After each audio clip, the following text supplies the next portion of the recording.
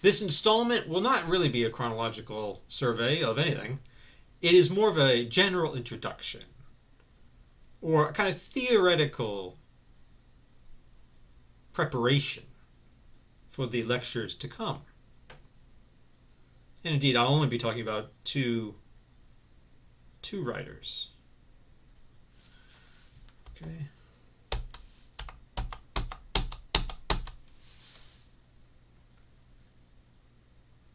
All right. Now, first writer I will discuss is neither British nor American, although he wrote his most important works in England, and he also wrote, I believe, as a correspondent for a American or U.S.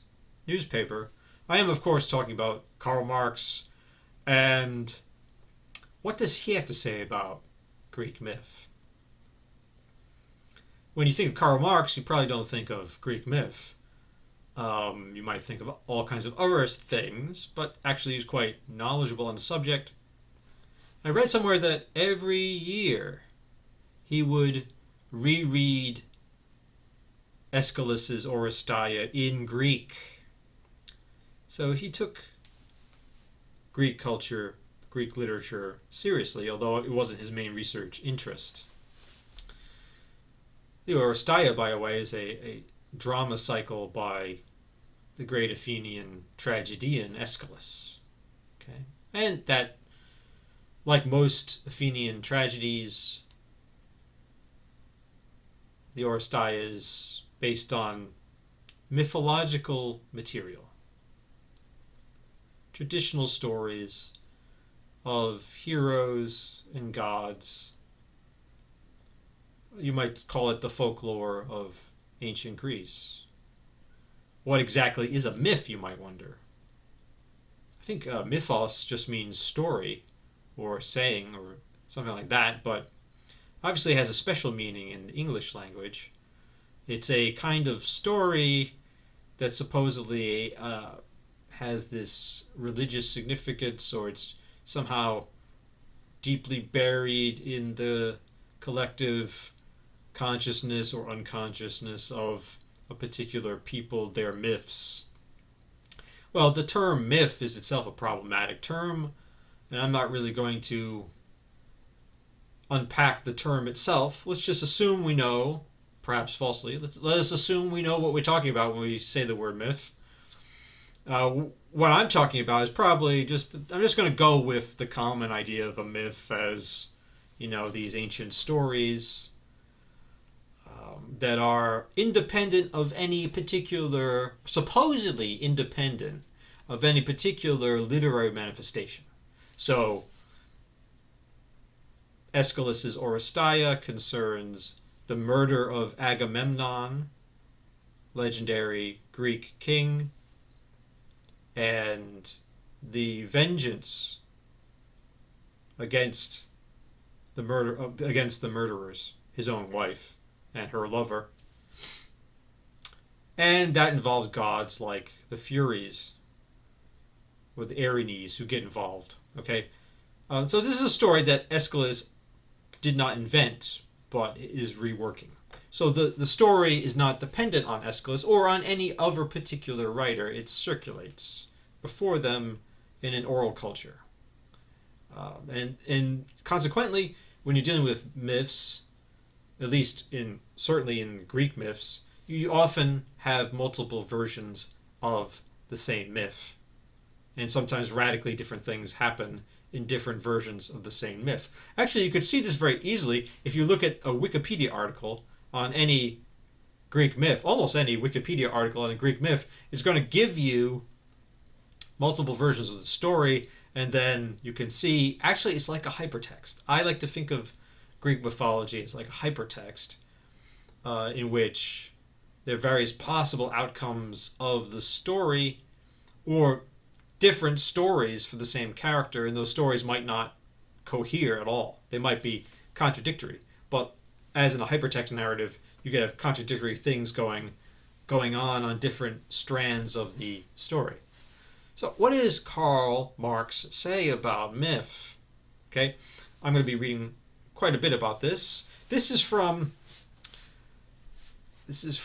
his book Grundrisse. I'll go get the book.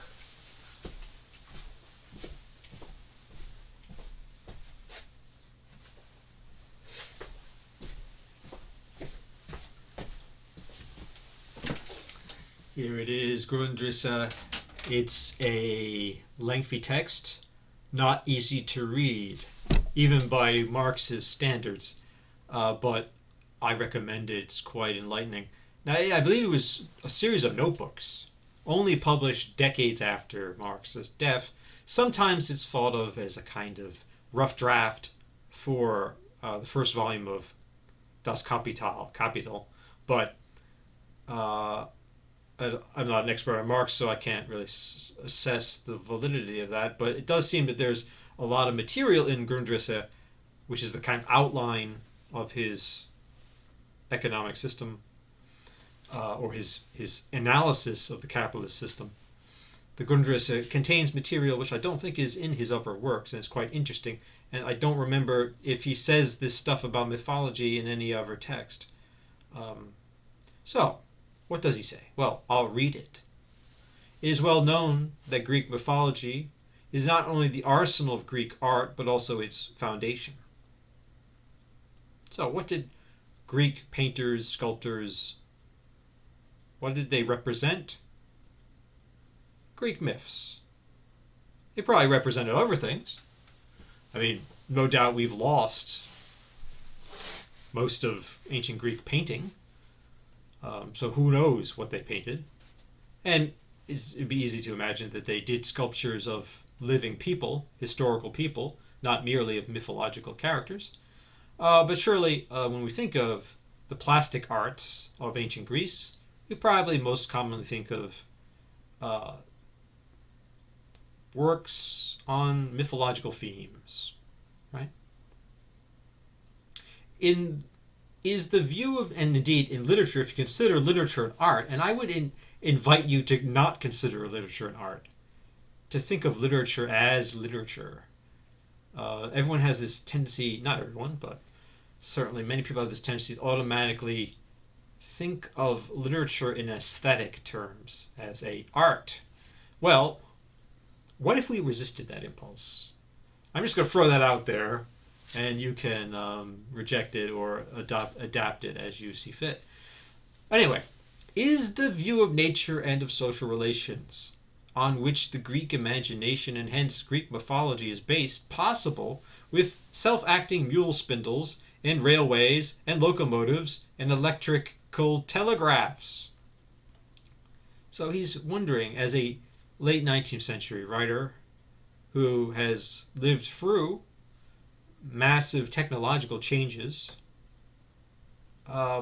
he's trying to think, how is the Greek worldview, to use a rather vulgar word, how is the Greek worldview, with its understanding of nature and the relationship of the gods to nature, how is that relevant to us today? And this is why I'm starting, well, one reason why I'm starting with Karl Marx is he's posing the question that we should be asking before we even begin this survey of mythology. Well, why are we doing this? And if it was true of Marx in the late 19th century, it is even more so true for us today, right? So, is the view of nature and of social relations on which the Greek imagination and hence Greek mythology is based possible with the smartphone and international air travel and internet connections, where you can insert whatever gadgets you're fond of in the 21st century? What chance has Vulcan against Roberts & Co., Jupiter against the lightning rod, and Hermes against the Crédit Mobilier? So, in a way, you look at the Greek myths, and you see Jupiter or Zeus shooting thunderbolts, and gods causing all kinds of metamorphoses. They're doing supernatural things. They have supernatural strength. But in a way, Marx is saying these feats of supernatural power performed by the gods, oddly, are not that impressive anymore, because human technology can do things that are even more extraordinary than what the gods can do, according to the Greek myths.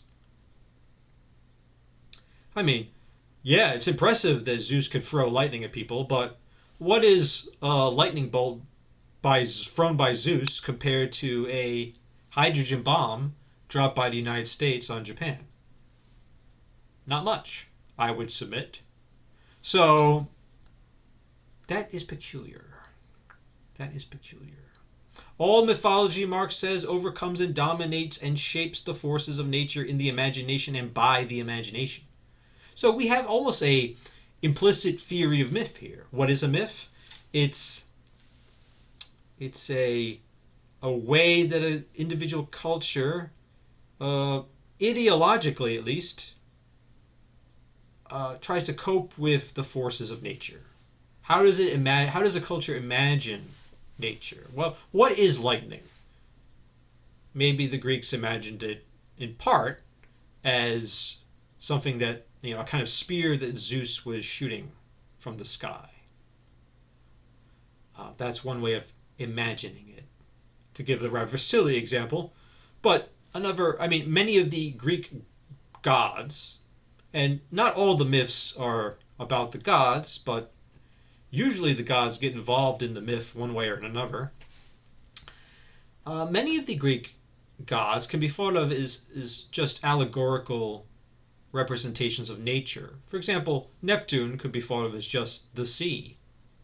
So if you're on a rickety boat, or even a not so rickety boat in the ancient world, and the waves are tossing and the sudden storm seems to arise up, you could say, oh, Neptune is angry or Poseidon is angry.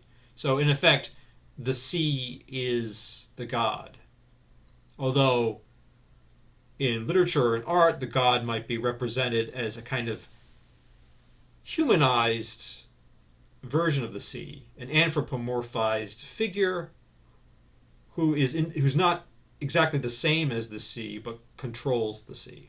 Nonetheless, you could read the turbulence of the water as a kind of sign, an allegorical sign, if you like, of the anger of Poseidon, or something like that. All mythology overcomes and dominates and shapes the forces of nature in the imagination by the imagination. You could say, in a way, saying that Zeus throws the lightning is a way of humanizing lightning. Because not the lightning itself, but the event of lightning becomes humanized. Because Zeus, although he's superhuman, immortal, in many ways he's very much like a human. He's all too human in some ways, and he's represented usually as a human form. A middle-aged man with a long beard, okay. He looks like a human. In Homer, he speaks Greek. He's lustful. Sometimes he's sleepy. He has a nap. So he does all kinds of human things. And to say that the lightning is like a weapon held by Zeus and Zeus is throwing it is in a way of, in your imagination, humanizing what is a completely inhuman force, the effects of electricity in the sky, something completely inhuman and out of our control, and certainly, well, not entirely out of our control, but certainly out of the control of the ancient Greeks, who had no hopes of ever really understanding what was going on there. But mythology is a way of faking an understanding, by, at least in your imagination, overcoming and dominating what in the physical world you really can't overcome and dominate. All mythology overcomes and dominates and shapes the forces of nature in the imagination and by the imagination. It therefore vanishes with the advent of real mastery over them. So when you invent the lightning rod, and you can actually stop lightning from burning down your house, then suddenly, why do you need Zeus? And by the way, if in order to invent the rod, you must understand that actually lightning is not a spear or javelin thrown by Zeus. So at this point, why are we invested in this material, right? Now, if we presume that the Greeks believed their own myths, which seems to be what Marx is assuming here, then that was good for them. But why should we continue to be interested in this material if we don't, and indeed cannot, believe this stuff? I don't believe that Zeus throws lightning. When I see lightning, I don't think Zeus. And if I did think Zeus, it would be a kind of personal joke. I wouldn't actually believe that, oh yeah, Zeus is up there throwing lightning. So why read this stuff then? Why study mythology if we can't? It's not just we don't believe it, we can't believe it. Like I can't force myself to believe that when I see lightning, actually it's Zeus. Or when I hear thunder, Zeus is angry. I can't do it. Because I live in a different mode of production. Completely different mode of production with whole different technology, whole different relationship to non-human nature. And I have, centuries of scientific advancement behind me. Even though I barely understand any of that stuff, I'm aware that it exists. Okay. It therefore vanishes with the advent of real mastery over them. What becomes of Fama alongside Printing House Square? So Fama, the goddess of rumor. But,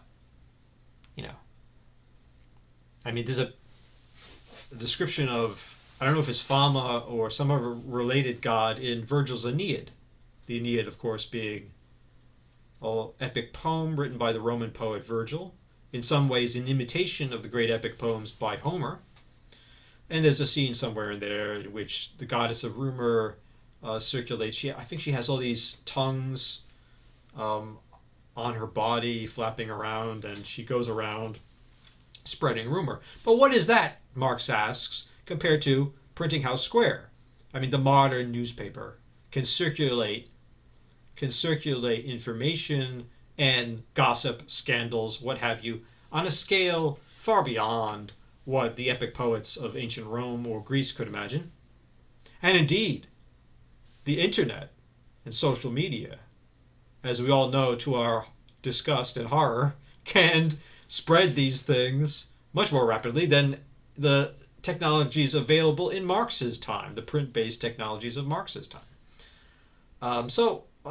In a way, the Greek myths are somewhat quaint. In some ways, they are diminished things. Diminished not by themselves, but by our relationship to them because of our own culture being so technologically advanced.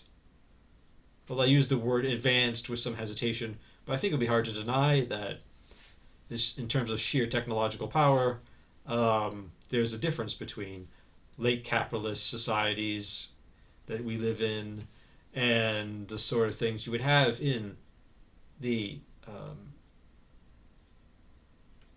ancient Greek times. Although the ancient Greeks made all kinds of very important scientific advances.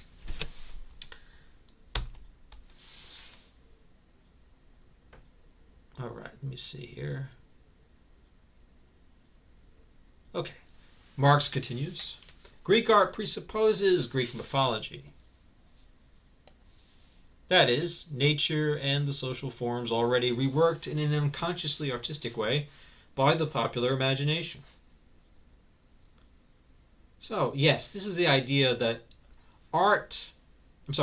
mythology is a kind of unconscious popular art form.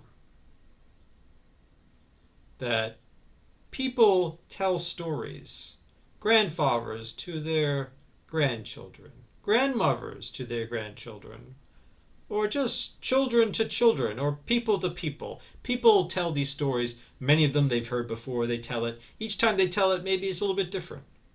And some of them tell it better than others. And they keep shaping the story. Some add new materials, some subtract.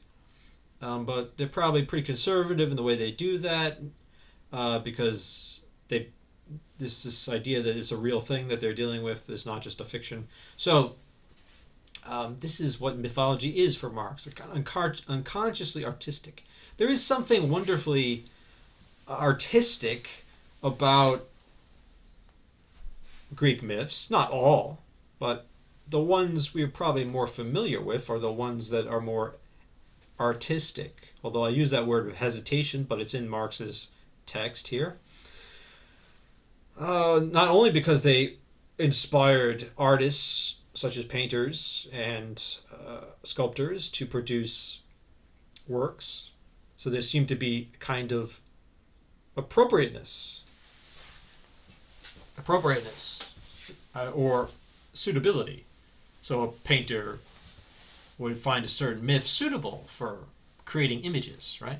As material for creating images. But also certain myths have a wonderful structure. From a literary perspective, you could say, although they're not the product of an individual author, they have the kind of elegant structure that we often associate with so-called artistic texts, literary texts in the modern world. Although reading myths that way often requires you to suppress the hypertext element of myths. Like you have to to see an elegant structure in a myth, often you have to look at one variant of the myth in isolation, because the other variants will give you alternative possibilities that will make it much harder to discern an elegant structure there, the way you would discern a structure in an individual literary text. Although certain scholars like Lévi-Strauss or the structuralists and anthropologists might try to discern a structure in the variants of the myths. So instead of reading one version of the myth, they read all the versions and then they try to discern a kind of governing structure for the whole, which is an ambitious project that we can't really get into here. And I frankly don't have the expertise to deal with here.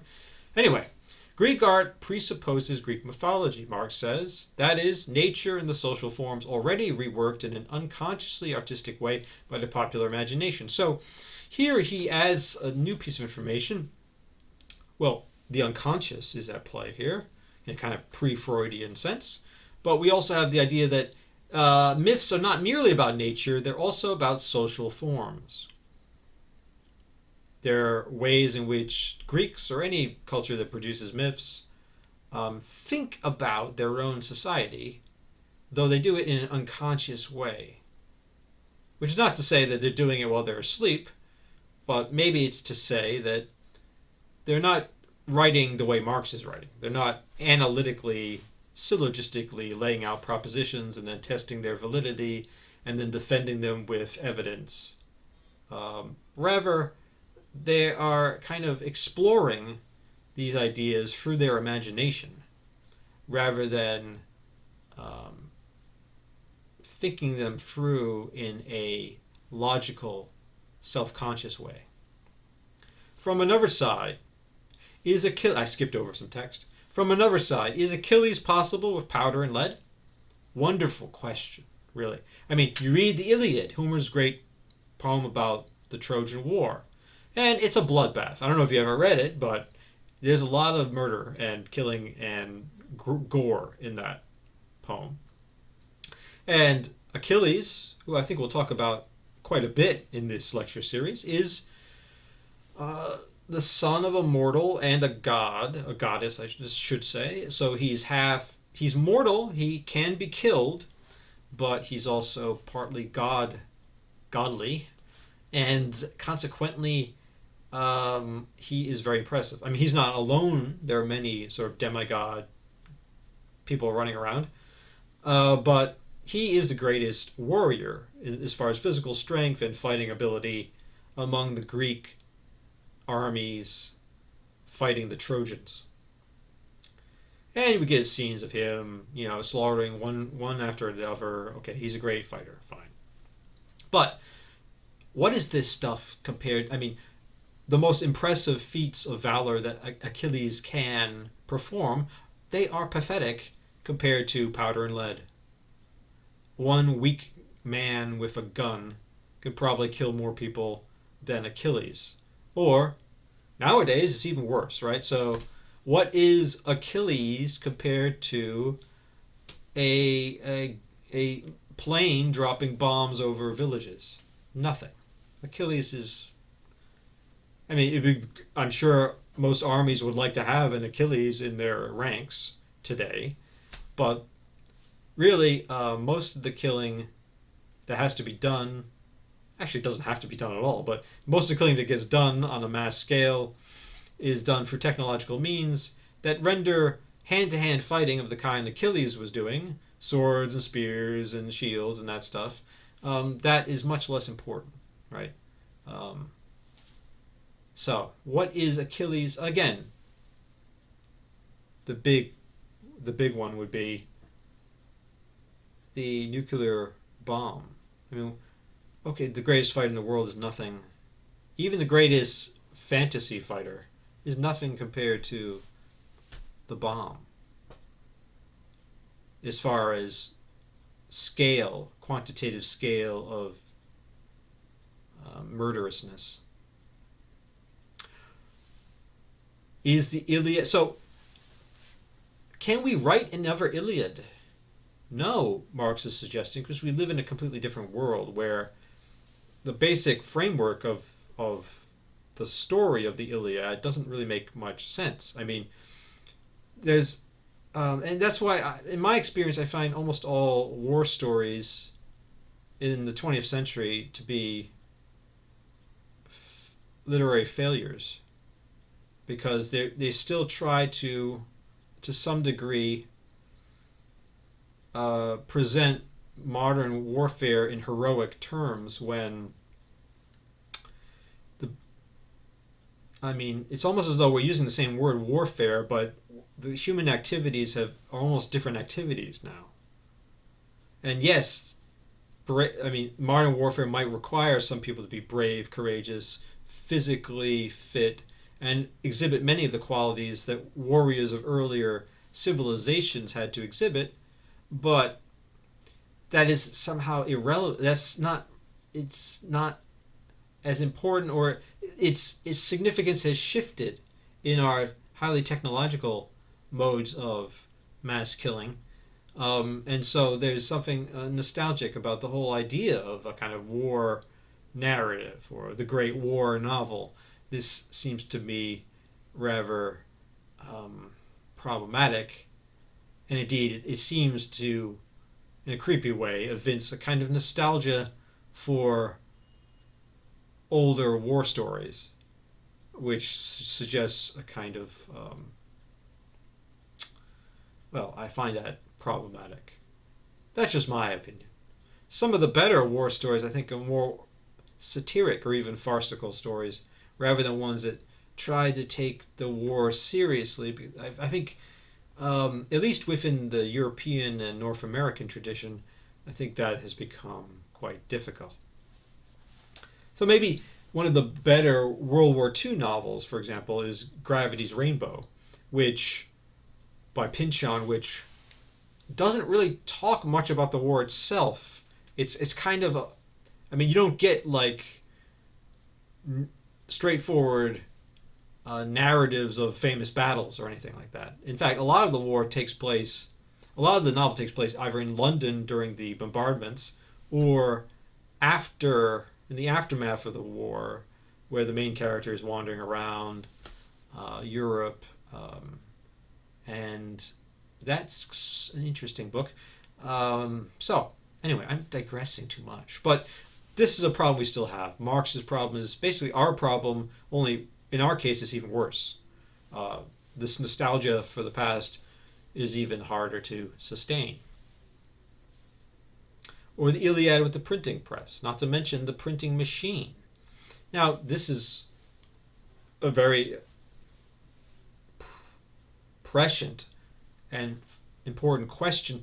I don't know to what extent Marx would be aware of this, but certainly 20th century scholars have demonstrated, as far as I'm not an expert in Greek, but I'm very satisfied by my study of these things, they have demonstrated that Homer's poems, including the Iliad, were almost certainly composed by illiterate oral poets. And not by one person, but by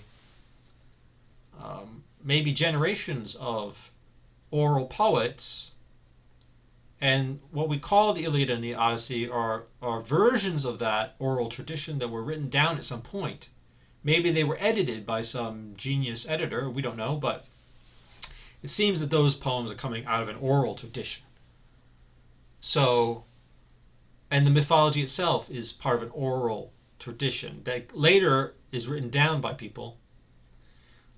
And then even in the ancient Greek times, you have writers manipulating, in writing, these oral stories. So Aeschylus, and so on and so Sophocles, they're writing this stuff. Okay. Then the Romans, who are all literate at that point, would be taking over these Greek myths and then in literary or written form manipulating them further. But initially they're coming out of an oral culture. Now, in our case, we're not even in the manuscript culture. We're in a print culture when we get to Marx's era. So maybe Marx is suggesting we need different myths. If we need myths at all, do we need myths? Did the Greeks need their myths? It's a question. Now, earlier I asked the question, did the Greeks believe their myths? There's a famous book by that title by, I think his name is Paul Veyne, French historian, I think. It's a short book. I recommend it. Did the Greeks believe their own myths? And you might say, well, surely there must be a short, straightforward answer to that question. Yes, no. Or, of course they did, yes. But actually, the book is fascinating because it'll maybe change your views about whether they believed it or not. And that makes a big difference. I mean, do we imagine the ancient Greeks as a bunch of naive people who really believed that Zeus was throwing lightning out of the sky? Did they really believe that? I mean, Marx seems to assume that they believed that. Otherwise, his idea that mythology is a way for humans to use their imagination to dominate nature, that explanation would require some more explanation if the Greeks didn't actually believe their own myths. But of course, Greeks are not all one person, right? So maybe some of them did, some of them didn't, some of them half believed it, some of them 3/4 believed it. Anyway, I would suggest go reading Paul Veyne's book or a summary of that book, and that might give you some ideas. Do the song and the saga and the muse necessarily come to an end with the printer's bar? Hence, do not the necessary conditions of epic poetry vanish? I mean, this is the idea that, the muses, the goddesses of inspiration, typically at the beginning or near the beginning of an epic poem, the poet will pray to the muses to ask for inspiration. And muses literally, inspiration literally means in Latin to breathe into. So the muses breathe their spirit, their breath into the human singer or poet who then tells the story. But in a way, this has all been this idea that of transmitting the story from the gods to the humans. This is a problematic idea in Marx's time, where we have a massive print industry, which is supplying us with information. We don't need to pray to the muses. Like, you imagine oral poets praying to the muses. They don't know what happened in the Trojan War. They've heard other stories of it, but they need to be inspired in order to remember it, right? But in Marx's time, if he wanted to find out what happened in the past, he wouldn't pray to the muses. He would go to the British Museum or whatever library he was working on and get some actual printed data out of there and use it. So, what do we think of reading these poems now when we're living in a completely different society in which our basic relationship to the past is different, is mediated by different technologies? How do we deal with this? Why do we even bother? Many of you, well, maybe not you, because for some reason you've chosen to listen to this strange lecture. Many people ignore Greek literature altogether. I mean, they live their whole lives ignoring Greek and Roman literature, and they're fine. They can live happy, long, productive lives completely ignoring this stuff and not worrying about it. So why am I worrying about it? Well, I've been assigned the task of giving this lecture, so I have to worry about it. But you might wonder, as Marx seems to be wondering, well, why are we doing this? Now, in Marx's case, he clearly loved ancient Greek literature and mythology. But as a keen analyst of his own time, he is very conscious of the strangeness of this. Like, why am I fascinated by this stuff, ancient Greek material, particularly its myths, when I know the rational part of my mind is telling me that this stuff is kind of quaint and not really as impressive, or it's a bit of a mystery why I should be impressed by this stuff. Yet I am impressed by this stuff. So how do I think through this problem? How do I explain this problem in rational terms? But the difficulty lies not in understanding that the Greek arts and epic are bound up with certain forms of social development. The difficulty is that they still afford us artistic pleasure, and that in a certain respect they count as a norm and as an unattainable model. So very good idea there, that this is the problem, which I basically just explained in a more crude way. Namely, you look at ancient Greek culture from our standards, Marxist standards, but even more from our standards. That culture is extremely primitive and crude compared to the technological possibilities and scientific knowledge we have now. Ancient Greece is a primitive culture. Although you could say it was a very important primitive culture that made important advances in various areas that made possible future advances in science and technology that we currently are living with. Nonetheless, clearly they are, to use a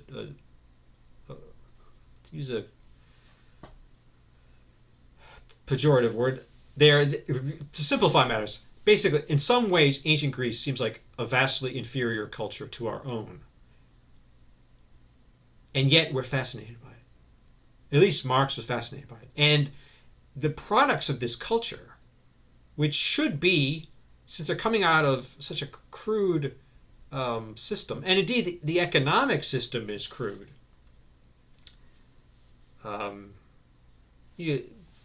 Agricultural society. By the time the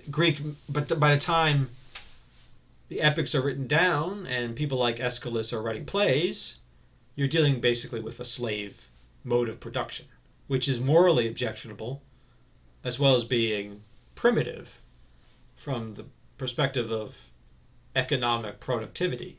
So in some ways, ancient Greek the culture seems so distant, so crude, so primitive compared to Marx's late 19th century Western European culture. And yet, he still takes pleasure from studying this. And indeed, not just takes pleasure the way one might take pleasure in any kind of, trivial thing. No, not a trivial thing. Indeed, this stuff, this mythology, this literature from ancient Greece remains in some ways the norm and the unattainable model. The idea that, I think you often get this idea, is that somehow, although we are more technologically and scientifically advanced than the ancient Greeks, I don't speak for Korea, although I understand my audience is probably mostly Korean. I'll say we, when I say we, I'm talking about European or North American cultures. We might think we are superior to the Greeks in technology and science, but in other areas we seem inferior. We seem inferior. We might not actually be inferior, but we seem inferior. We don't seem to be able to produce epics anymore. Although there are many great long poems in the 20th century, for example, the art of the epic seems to have fallen by the wayside, and it's been replaced by various genres like the novel and the movie, which for all their grand successes seem in a way crude compared to the ancient works. This idea that, and this might be false, but it's a very common idea, that a kind of artistic or aesthetic perfection was achieved in ancient Greece. Somehow it was achieved then. And then, since then, no one has been able to replicate it. And no matter how more advanced we think we are as a civilization, somehow we lag behind the ancient Greeks. And Marx is trying to explain this strange situation. I mean, Marx is suggesting, wouldn't it be more logical for us to dismiss ancient Greek culture as just garbage and just to use our own achievements, cultural achievements, as the standard of excellence? But no, he says, no, we don't do that. At least we, meaning late 19th century Europeans, we don't do that. We hold up the Greeks as the standard of excellence. Now, why do we do that? Now, some cynics might say that, well, this is just a kind of cultural conservatism. Greeks are not that great. Forget about the Greeks. And some of the writers we'll discuss later in the lecture series maybe are doing that, right? But Marx is not taking, that's sort of the easy way out. It might be correct, but it's also easy. Marx doesn't take the easy way. He's trying to take seriously and think dialectically that there's this contradiction. He's trying to think through the contradiction rather than just dismiss it. Okay.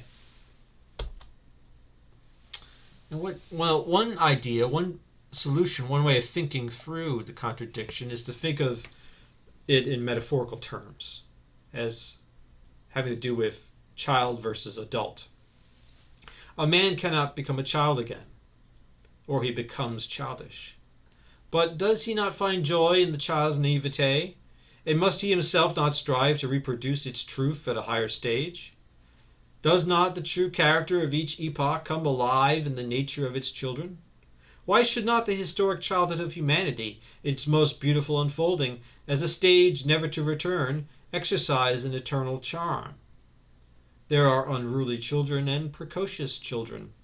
Many of the old peoples belong to this category. The Greeks were normal children. The charm of their art for us is not in contradiction to the undeveloped stage of society in which it grew. It is its result, rather, and is inextricably bound up, rather, with the fact that the unripe social conditions under which it arose and could alone arise can never return. Now, this might not be true. Maybe the charm of Greek art lies in something else.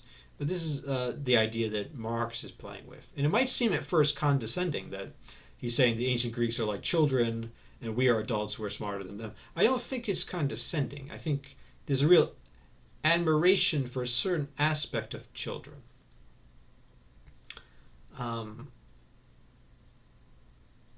And this is an idea you might want to play with and keep in mind. And maybe it's applicable to other mythologies as well, not merely ancient Greeks, but other mythologies that certain cultures might look back on. Why do they look back on them? Maybe they're looking back on the childhood of their own civilization, which is inseparable from the primitive mode of production of that civilization in its earlier stage, the undeveloped stage of society, as Marx calls it. But Marx is saying that we can't go back. We can never return to it. So part of the beauty is the idea that it can't be replicated.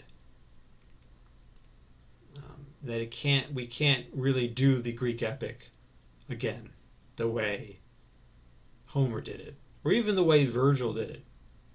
It's something bound to this past that cannot be reclaimed, although we can still read it or read about it and appreciate it artistically or literarily, but it's no longer something that we can replicate ourselves. Now here I'm jumping back to an earlier writer who in a way also thinks about myths in terms of childhood, using a child metaphor. This is Philip Sidney. Philip Sidney, 16th century English poet, died quite young, but was extremely productive. And he wrote actually he died in war. Well, I think he got a bullet wound and it festered or something, and then he died from that. So he himself was already, centuries before Marx, was kind of living through the failure of the epic model of the ancient Greeks to replicate itself fully in his own time. I mean, it might seem surprising to you, but actually guns were condemned when they were first introduced in Western Europe. They were condemned. I think the Italian poet, what's his name? Ariosto, in his Orlando Furioso, has a passage condemning guns as these, I haven't read it in a long time, but something like they're these cowardly instruments that, have destroyed the noble art of chivalry, knights fighting hand by hand. So in Sidney's own war experience, there is this technological transformation of fighting. Although Sidney is somebody who's very interested in ancient Greek and Roman culture and mythology, he wrote a defense of poesy or poetry, which very interestingly is not necessarily verse. In a very forward-looking idea, Sidney basically allows for the possibility that you would have prose poetry. That not all verse is actually poetry. And some prose could be poetry. Okay? So he defends poetry. And poetry always needs to be defended because, first of all, it's almost never in the history of Europe, of European civilization, and certainly not in North American civilization, has it been possible to make a living just as a poet. Usually, if you're a poet, you have to do something else. Or you have to teach or be a waiter, or you have to do something. Or have a day job, I don't know, be a lawyer or whatever, write on the weekend. Or, especially in earlier times, medieval, Renaissance times, you would need a patron to support you, right? So the economic weakness of the poet has almost always been a problem. And poets almost always irritate. Almost always irritate the church, governments. They're not very useful, except for propaganda purposes. But then they're all too useful, and in fact they're hard to control and they can cause trouble. So they need to be defended because they're constantly being attacked, and not just attacked but dismissed as useless. So Sidney is dealing with the anti-poetic arguments of his own time, trying to defend poetry as a important human endeavor that needs to be respected. And he offers many ideas about poetry in that treatise, The Defense of Poesy. But at one point he tries to explain to you the attraction of poetry. And when he's talking about the attraction of poetry, actually it sounds like the attraction of stories. He thinks about it primarily in narrative terms. But of course poetry is not all narrative, right?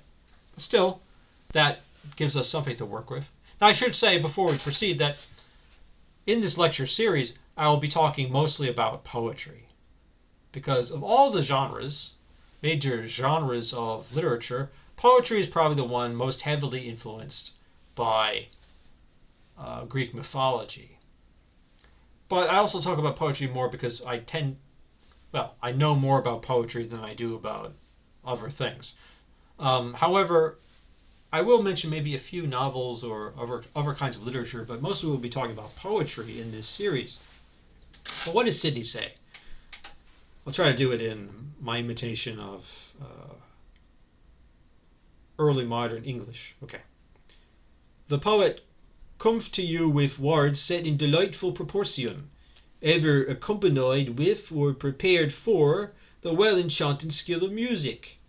And with a tale, forsooth, he comes unto you, with a tale which holds children for play, and old men from the chimney corner, and pretending no more, doth intend the winning of the mind from wickedness to virtue, even as the child is often brought to take most wholesome things by hiding them in such other as have a pleasant taste, which, if one should begin to tell them the nectar of aloes or rhabarbum they would receive, would sooner take their physic at their ears than at their mouth.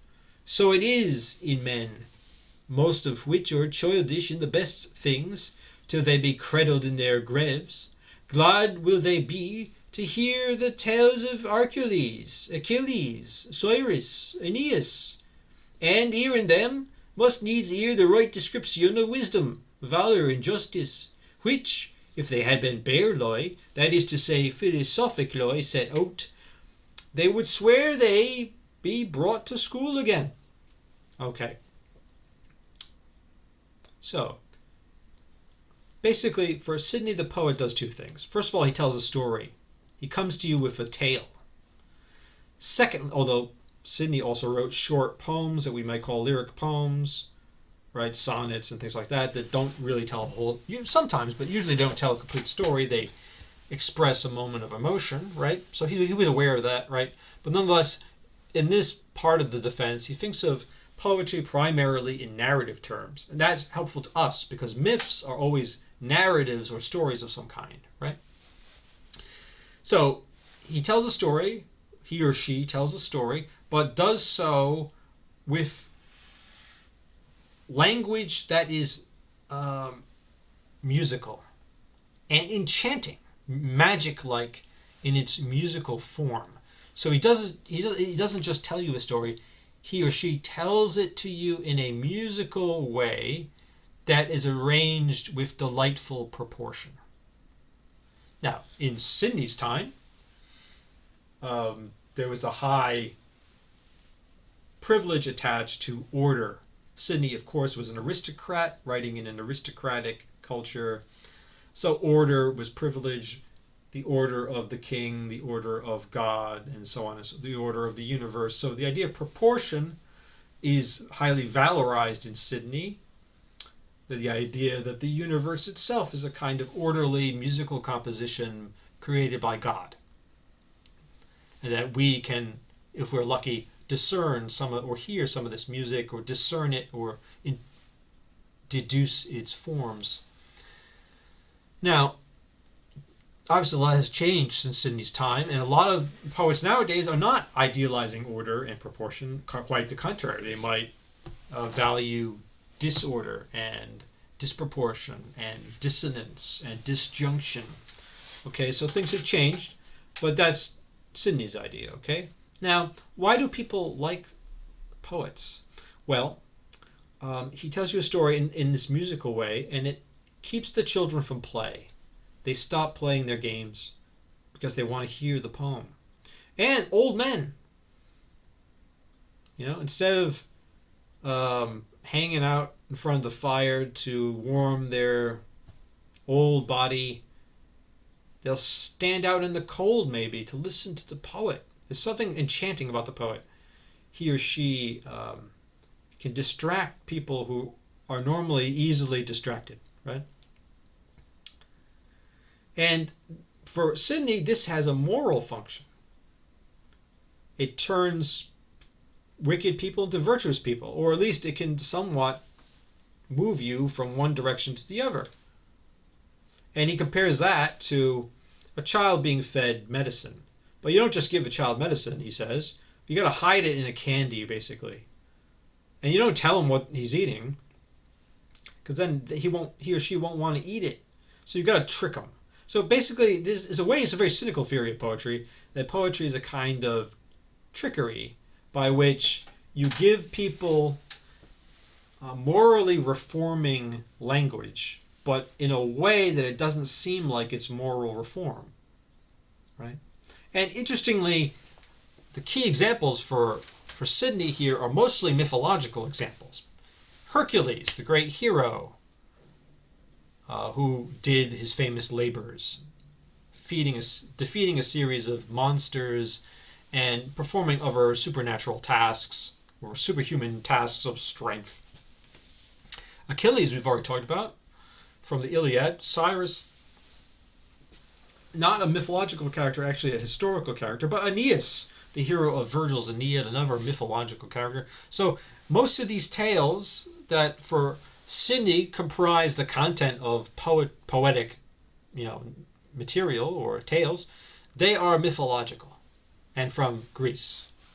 Although Sidney himself was a devout Christian, and his idea of morality was probably much closer to Christianity than it was to Homer, nonetheless, he sees the Greek myths as exemplary ways of conveying morally edifying messages to perhaps otherwise reluctant listeners or readers. People hearing these stories must needs hear the right description of wisdom, valor, and justice. Right? Which, if they had been barely, that is to say, philosophically set out, they would swear they'd be brought to school again. So people don't want to hear it. They don't want to hear sermons, school teachers talking, people like me. Why are you listening to this? What's wrong with you? You don't want to hear this. You want to hear a story. So go out and watch a movie, and maybe that will teach you moral virtues. It's unlikely, because maybe the movies today are not ordered in musical, delightful proportion the way the poetry is in Sidney's way of thinking about it. But it's a kind of moral defense of mythology, actually. Although he doesn't use the word mythology, this mythological material can be used as a way of educating people. People are fascinated with these stories from the distant past about these heroes and gods. And Sidney says, basically, we can exploit that. We can exploit that fascination and sneak in various morally uplifting messages without the listeners or readers knowing that we're doing it to them.